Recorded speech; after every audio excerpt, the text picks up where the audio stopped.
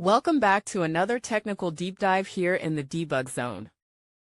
Today we're tackling a big question and breaking it down with insights from other users.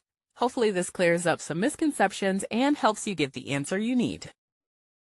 So buckle up, stay a little curious, and let's jump right in.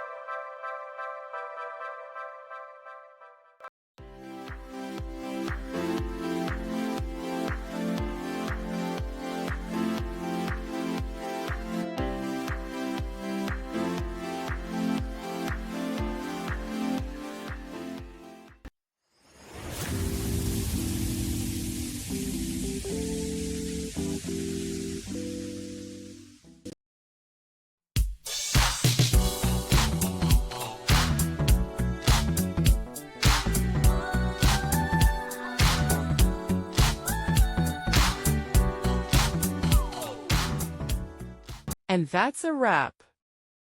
I hope you found the answer you were looking for. If you did, take a second to hit that subscribe button. It really helps out.